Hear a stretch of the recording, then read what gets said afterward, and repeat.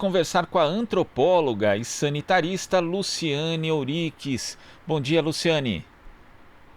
Bom dia, tudo bem? Bom dia a todos que estão ouvindo a Rádio Brasil Atual. Isso, o Jornal Brasil Atual, que também tem transmissão pela TVT e pelos nossos canais no Ótimo. YouTube, Luciane. Olha, você fez um levantamento a partir da análise de documentos oficiais e a sua constatação é que, por meio desse levantamento, desse estudo, que o governo brasileiro não reconhece a inserção das comunidades indígenas no contexto de transmissão comunitária do novo coronavírus. Eu queria que você falasse a respeito desse seu estudo e também das consequências desse não reconhecimento para as comunidades indígenas. Então, quando o governo brasileiro decretou emergência nacional, emergência em saúde pública de interesse nacional e também reconheceu a transmissão comunitária em todo o território nacional, o órgão que é responsável por prestar atenção primária à saúde indígena elaborou uma série de normativas e, nesse momento, não reconheceu a transmissão comunitária no contexto das aldeias indígenas. No entanto, essa transmissão comunitária, as comunidades indígenas estão inseridas em contextos de transmissão comunitária. Os indígenas são nossos contemporâneos e estão andando pelas cidades, estão andando pelos contextos ao entorno da aldeia. Há muitos indígenas hoje que residem na cidade, fazendo, trabalhando, ou estudando, ou fazendo outras coisas. Então, o fato de não reconhecer as comunidades no contexto de transmissão comunitária faz com que se estabeleça um nível de resposta que não é suficientemente ágil para barrar a entrada do coronavírus nas aldeias. De fato, nós temos o primeiro caso registrado de coronavírus em aldeias indígenas, foi na região do Alto Solimões, e a pessoa que leva, então, este vírus para dentro da comunidade é um próprio profissional de saúde da CESAI. Então, justamente, o fato de não reconhecer as terras indígenas nesse contexto faz com que essas sociedades fiquem vulneráveis a essa contaminação, já que há muitas comunidades próximas aos centros urbanos, inseridas mesmo em centros urbanos, e que esse trânsito em época de globalização ele é muito intenso. Quer dizer, então o governo entende, na verdade, né, na avaliação dele, na análise do governo federal, as comunidades indígenas como se fossem isoladas, né, como se não tivesse. Você fala, né, de comunidades que são próximas de núcleos urbanos, a gente tem aqui mesmo no Pico do Jaraguá, temos aqui em São Paulo, em Parelheiros. Quer dizer, isso, além de ser uma visão equivocada, ela coloca em risco a saúde das comunidades indígenas. Não é possível, na verdade, elaborar justamente essa resposta eficiente, Luciane. Exatamente.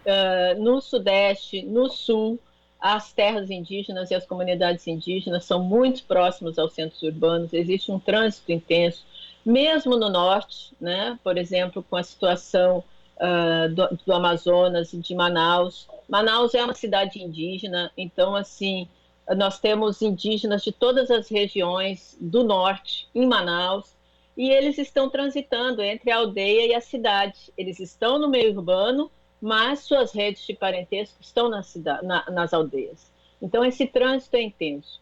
E aí, um limitador que existe, que contribui para esse equívoco, digamos assim, que é um estereótipo, né, de que, na verdade, o indígena estaria, então, fora da nossa sociedade, em lugares afastados, é a ideia do subsistema de atenção à saúde indígena, que é o responsável pela atenção primária à saúde, que é de gestão da Secretaria Especial de Atenção à Saúde Indígena. Ele é responsável pela atenção nas comunidades indígenas, nas aldeias e em terras indígenas. No entanto, a CESAI também é responsável por pactuar com municípios e estados a atenção diferenciada para aqueles indígenas que estão na cidade, porque o direito à atenção diferenciada, ele não é só para os indígenas que estão em aldeia. Então, na verdade, o planejamento em saúde para enfrentar essa situação deveria considerar toda essa dinâmica populacional, né, de mobilidade dos indígenas, a distribuição desses indígenas, tanto na cidade quanto no meio urbano, havendo então um grupo de inteligência composto por epidemiólogos, antropólogos, que pudessem, ao entender essa lógica indígena, criar então os mecanismos necessários para poder barrar a entrada do vírus nas aldeias, e também já tem um plano para, em esse vírus entrando, como interromper a cadeia de transmissão. Na verdade, nós estamos falando de sociedades culturalmente diferentes, que requerem, então, que estratégias interculturais sejam criadas para que as medidas sejam efetivas, porque se não houver um esforço de tradução cultural das mensagens sanitárias, muitas vezes nós vamos encontrar resistências dos próprios indígenas em aderir a determinadas recomendações. O serviço vai entender isso como um obstáculo cultural, mas, na verdade, esse obstáculo cultural é justamente a natureza ou a característica do serviço que deve ser prestado aos indígenas. Ele precisa ser compreendido a partir de uma construção conjunta com essas comunidades de quais seriam as estratégias eficazes para esse enfrentamento. Luciane, agora a gente chama a Marilu Cabanhas. Oi, Marilu.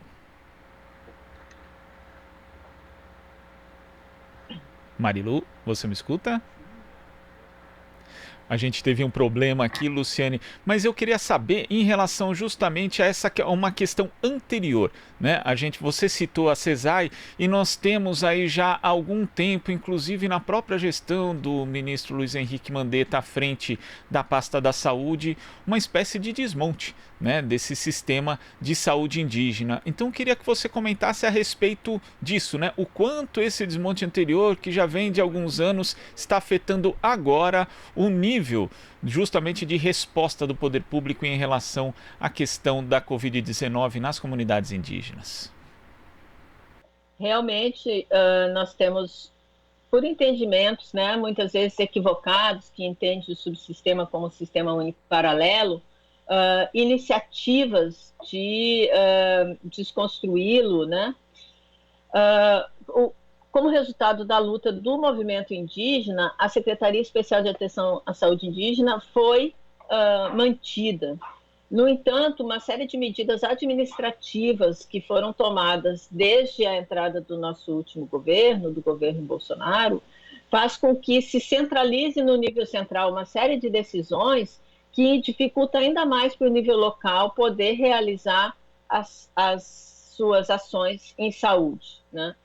Paralelamente a isso, assim, a insuficiência de profissionais em aldeia, a falta de formação desses profissionais no sentido do que é preconizado pelo próprio Sistema Único de Saúde, de uma formação permanente, a falta de preparo dessas equipes para lidar com situações culturalmente diferentes, além dessas equipes não terem o aporte da gestão, criando as condições. Então, são problemas de diferentes ordens, desde a ordem de transporte, que não dá conta de atender toda a necessidade da equipe de deslocamento no território.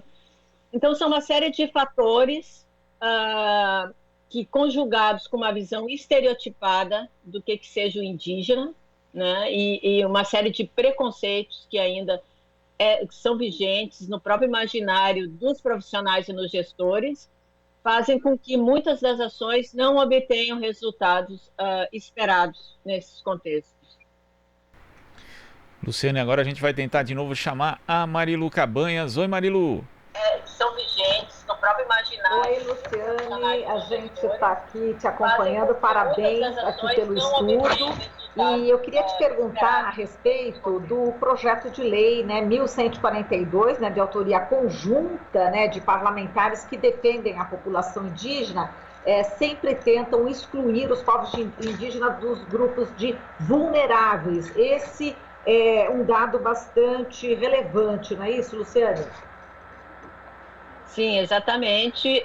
É importante reconhecer a vulnerabilidade desses povos, não só pelo seu processo histórico e pela resposta que essas comunidades deram às diferentes epidemias que os colonizadores europeus trouxeram nesse processo, mas também reconhecer que hoje nós temos comunidades com altos índices de diabetes, com altos índices de hipertensão, com dificuldades na segurança alimentar, e que tudo isso acaba contribuindo e incrementando a vulnerabilidade desses povos ao avanço da pandemia do novo coronavírus. Então, a medida da deputada Joênia, em parceria com os demais deputados, é fundamental, é de importância capital, assim, para que realmente medidas sejam criadas para proteger essas comunidades. Luciane, e inclusive os dados do Comitê pela Vida e Memória Indígena divergem dos dados estatísticos da CESAI, né? Sim, e em função também, como eu havia dito antes, né, o subsistema ele é responsável pela atenção à saúde indígena nas aldeias. Então, a CESAI acaba trabalhando com os números que vêm do distrito relativos aos casos confirmados em aldeias. No entanto, o próprio fato de não se ter declarado transmissão comunitária e emergência nacional de interesse em saúde pública faz com que os casos suspeitos, muitas vezes, também não sejam contabilizados, porque hoje o que é preconizado pelo Ministério da Saúde é que sinais e sintomas de gripe e sinais e sintomas de síndrome respiratória aguda grave são suspeitos para a Covid-19. No momento em que eu não reconheço a transmissão comunitária, o único que eu trato como suspeito são a síndrome respiratória aguda grave e não as síndromes gripais, o que faz com que as medidas sejam tomadas de forma lenta, porque quando está em síndrome respiratória aguda grave, já está na hora de ir para o hospital. Então, qual que é a ação de detecção precoce, de busca ativa, de visita domiciliar para a interrupção dessa cadeia? Quais são as medidas de estratificação desses casos em casos leves e em casos graves? Quais são as estratégias interculturais adotadas para o isolamento domiciliar em aldeias que são altamente comunitárias? Toda essa dimensão que seria de responsabilidade da atenção básica acaba ficando enevoada e não se tendo clareza de como se agir. Então, são uma série de subnotificações que vão ocorrendo nesse processo e que, claro, tu tem também uma intencionalidade política por trás disso, porque na medida em que você notifica esses casos, você também não só aponta para a ineficiência do sistema, ou seja, para as falhas do sistema, para a necessidade de aprimorá-lo, mas também porque você precisa mover mais esforços para dar conta realmente do problema que está colocado nas aldeias indígenas. Perfeito. A gente está falando muito na palavra genocídio, né? Você concorda que realmente isso esteja acontecendo no Brasil?